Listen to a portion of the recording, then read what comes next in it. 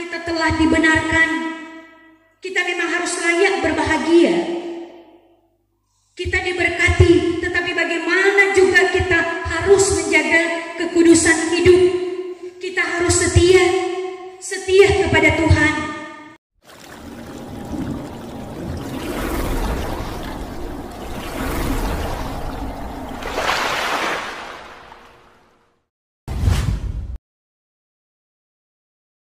Jemaat yang dikasihi Tuhan kita Yesus Kristus, salam sejahtera bagi kita sekalian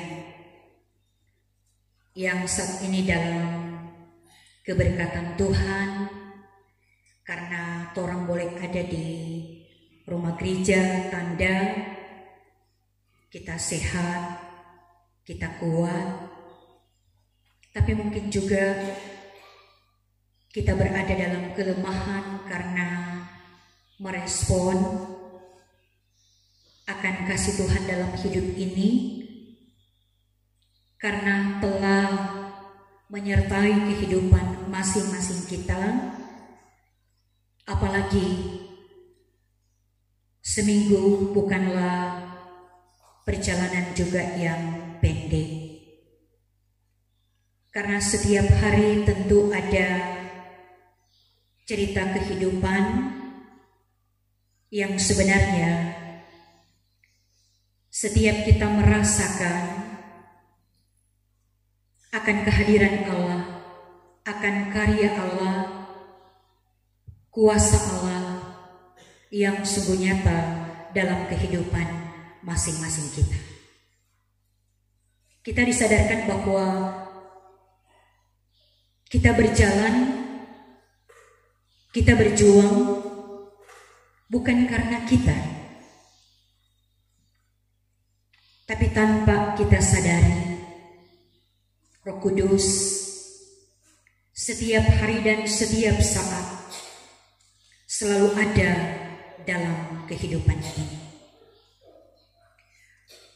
Sebagaimana juga saya dan saudara ada jamahan, sehingga ketika mendengar lonceng gereja, apalagi saat setiap kita terbangun dengan syukur terima kasih Tuhan, dan dengan sukacita juga membawa kita, menuntun kita untuk datang di tempat ini. Nah, Bapak Ibu, saudara-saudara, marilah saat ini kita diarahkan dalam memahami akan bagian pembacaan Alkitab melalui kitab Wahyu. Wahyu pasalnya yang ke-20 ayat 1 sampai dengan ayatnya yang ke-6, dan untuk tema mingguan, berbahagialah dan kuduslah mereka yang mendapat bagian dalam kebangkitan. Ya, ketika kita sebagai warga gereja dibawa dalam memahami akan kitab Wahyu ini, mana kitab Wahyu ini adalah kitab yang terakhir dalam perjanjian baru. Dan tentu juga bagi kita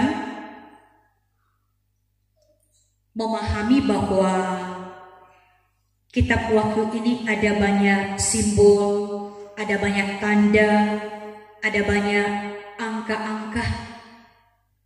Dan juga kalau Torah ingat di perjanjian lama, seperti dalam kitab Daniel. Dan memang untuk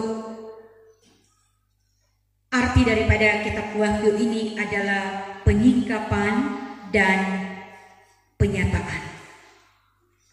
Kitab Wahyu ini ditulis oleh seorang Rasul Tuhan, Yohanes, yang mana surat ini dialamatkan kepada 7 jemaat yang ada di Asia Kecil, di mana orang percaya yang ada pada waktu itu mereka sedang mengalami penganiayaan, penyiksaan, penderitaan yang amat sangat. Tapi juga isi kitab Wahyu ini memang berbicara tentang akhir zaman. Nah, secara khusus dalam kitab Wahyu pasal 20 ayat 1 sampai dengan ayatnya yang ke-6, yang mana Yohanes dalam penglihatan di mana kuasa daripada si naga, kuasa jahat, kuasa daripada iblis itu tidak berdaya, dipatahkan, dikalahkan, tidak berdaya, tidak kuat, menunjuk bahwa kuasa Yesus adalah dahsyat dan luar biasa. Berita ini memang adalah berita sebenarnya penguatan bagi jemaat mula-mula yang mana kuasa si jahat itu telah dipatahkan. Ini menunjuk tentang waktu 1000 tahun. Tetapi bukan soal waktu, tetapi bagaimana karya Allah itu dinyatakan. Allah berkuasa, Allah berdaulat. Tidak selamanya umat itu dibiarkan. Tetapi yang terpenting harus kuat, harus kokoh, setia sampai mati. Harus tahan uji dengan pencobaan-pencobaan, karena akan ada satu waktu akan berbahagia, diberkati. Itulah sebenarnya pengharapan yang mana hidup kembali. Ini kiasan-kiasan kebangkitan pertama yang menunjuk tentang bagaimana kehidupan orang percaya yang telah dibenarkan oleh Kristus. Maka pasti mereka akan berbahagia, diberkati, dan tetap akan setia dan menjaga kekudusan. Tidak akan ada kebangkitan kedua yang menunjuk tentang kebinasaan. Ini berita oleh Rasul Tuhan yang mana memberikan penguatan, yang mana mengarah pada kebahagiaan, kekudusan,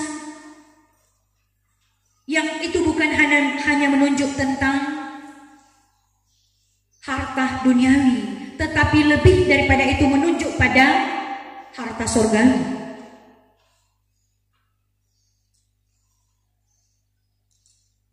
Nah, saudara-saudaraku yang kekasih di dalam Tuhan, apa pesan firman melalui kitab Wahyu ini? Memang adalah gambaran bagaimana kehidupan orang percaya yang ada pada waktu itu, dengan penganiayaan, dengan penderitaan yang amat sangat, pencobaan-pencobaan yang mereka alami agar supaya tahan uji. Mereka pasti akan menikmati berkat kebahagiaan dan hidup kekal. Nah, kita yang ada sekarang ini memang hanya di tempat-tempat tertentu ketika diperhadapkan dengan penderitaan secara fisik. Tetapi sebenarnya tanpa kita sadari, ancaman besar sedang dan sementara diperhadapkan dalam kehidupan kita sebagai orang percaya. Ingat, jemaat mula-mula, mereka harus tahan uji dalam mempertahankan iman. Maka demikian pun kita yang ada saat ini. Kita tidak diperhadapkan secara fisik untuk bagaimana kita mempertahankan iman. Tetapi begitu halus cara-cara daripada si jahat. Bahkan sementara kita menikmati kemajuan di era postmodern ini yang banyak membuat kita sedang terlena, sedang didinabobokan dengan kenikmatan yang ada, yang tanpa kita sadari itu adalah ancaman yang begitu besar. Karena akan membuat kita tidak tahan uji, kita tidak tahan dalam pencobaan. Ada banyak cara-cara daripada si jahat untuk menghancurkan kehidupan kekristenan kita. Tapi ada banyak orang yang tujuannya pada kebahagiaan hidup. Tidak salah. Tetapi mengejar kebahagiaan duniawi. Ini tantangan kita sekali lagi. Kita tidak perlu takut. Kita tidak perlu gentar karena kuasa jahat itu, si iblis telah dikalahkan. Sekalipun juga memang kita tetap harus berjuang. Tetapi yang selalu ada dalam kehidupan kita, kita harus berani. Bukan karena dengan apa yang saya dan saudara miliki, tetapi karena iman. Ingat sebagaimana juga yang dikatakan oleh Yohanes, karena kita telah dibenarkan, kita memang harus layak berbahagia. Kita diberkati, tetapi bagaimana juga kita harus menjaga kekudusan hidup. Kita harus setia kepada Tuhan. Sehingga tujuan akhir, kerinduan kita semua adalah mahkota kekal. Itu telah dipersiapkan oleh Tuhan. Kita sementara berjuang dan mempertahankan iman. Kita harus setia sampai mati. Kita harus kalahkan si jahat. Kalau kita lengah, kalau kita merasa aman-aman saja, kita pasti akan jatuh, kita pasti akan jatuh lagi. Jadi saat-saat ini memang membutuhkan kita harus siaga, kita harus mawas diri, kita harus waspada. Dan kita harus membutuhkan Tuhan. Karena kalau kita tidak berjalan dengan Tuhan, kita hanya berdasarkan kekuatan kita, kita pasti akan kalah. Jadi kembali lagi pada firman. Kita memang telah berada di akhir zaman. Kita sedang dan sementara melihat tanda-tanda. Tapi kembali lagi kita diingatkan tentang ungkapan daripada Matius. Ini baru permulaan. Jadi kita harus siap, dilengkapi dan harus memperlengkapi diri. Karena kalau tidak, sekali lagi saya dan saudara kita akan jatuh, kita akan jatuh. Kita akan menikmati lagi kebangkitan kedua, penghakiman orang-orang berdosa, kebinasaan kekal. Sangat disayangkan saudara, telah dipersiapkan mahkota kekal. Tapi kalau kita tidak setia, kalau kita tidak kudus, kalau kita tidak tahan uji,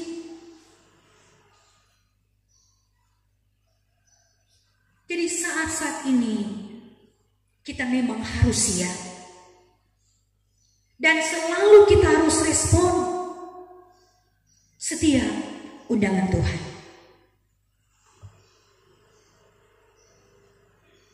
Jadi sekali lagi, untuk pesan firman ini agak keras bagi kita,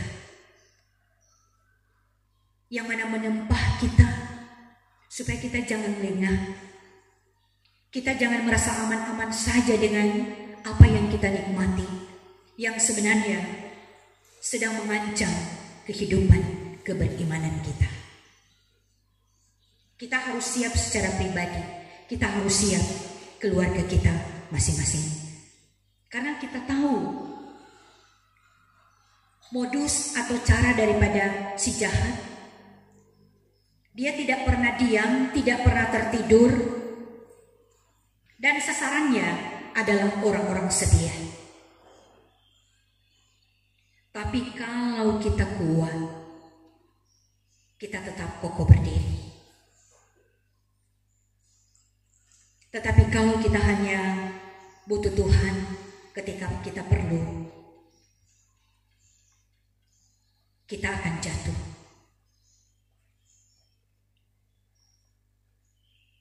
Jadi kalau kita mau setia, setialah sampai mati, atau setialah sampai Tuhan datang. Terpujilah nama Tuhan, kekal untuk selama-lamanya. Amin.